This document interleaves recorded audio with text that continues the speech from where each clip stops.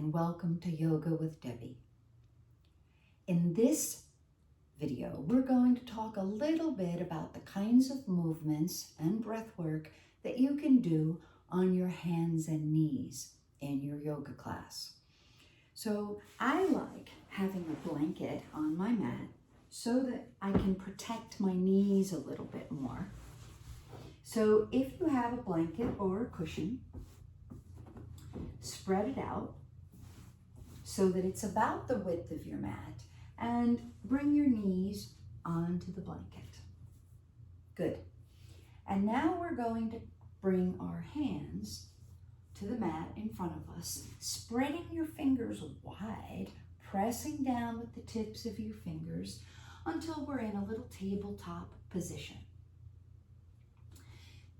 From here, we continue to work and focus with our breath by moving through what many people call cat and cow or cat and dog pose.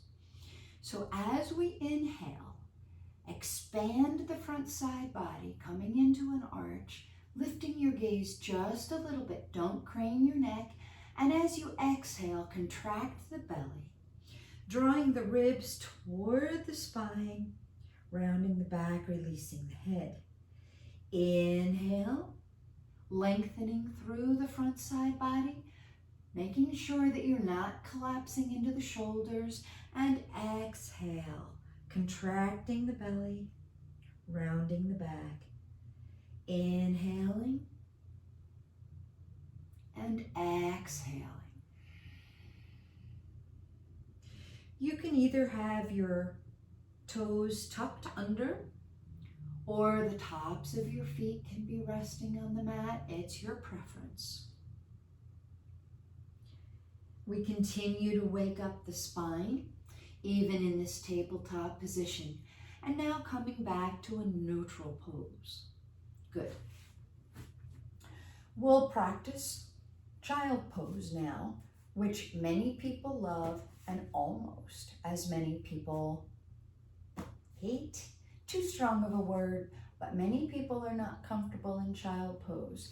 So grab a block or a cushion as we get started and put it behind you so that if your knees don't want to send you all the way back, you've got the block to serve as a little bit of support. Coming back into your tabletop pose, breathe. And now as you exhale, sending your tailbone toward your heels, your seat toward your heels. And if you've got that block or that cushion there, notice that you're being supported. You can stay right here, or you can come down on your forearms. If you're on your forearms, your elbows should be directly underneath the shoulder tips. The forearms should be parallel. Fingers are spread wide, and you can relax the head.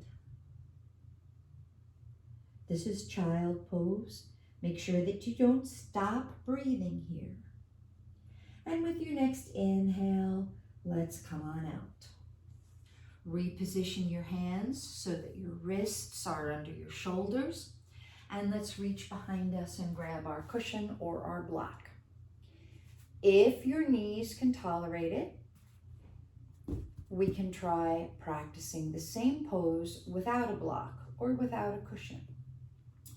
So we often bring our toes together behind us, your preference, and we come back into our tabletop. We inhale, lengthening the spine, lifting up out of the shoulders, and exhale, sending our seat toward our feet.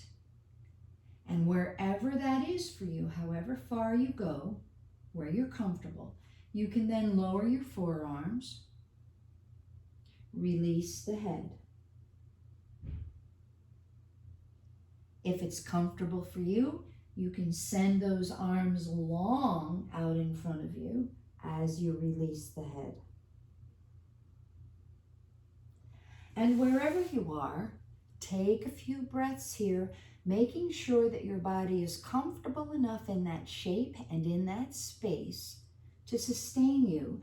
And if you're not comfortable, back out a little bit until you are. And on the next inhale, let's come back up into tabletop. Make sure your wrists are underneath the shoulders. Make sure that you're not collapsing into those shoulders. The crown of the head is extended. And let's move through our cat and dog tilts another time. Inhaling, lengthening the front side body. Exhale, contract the front side body. Round the back, release the head.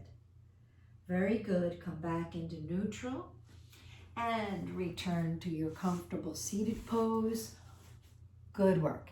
Thank you for joining me. And this gave you just a little bit of a sneak preview of the kinds of movements we might practice on our hands and knees in a yoga class. Take care.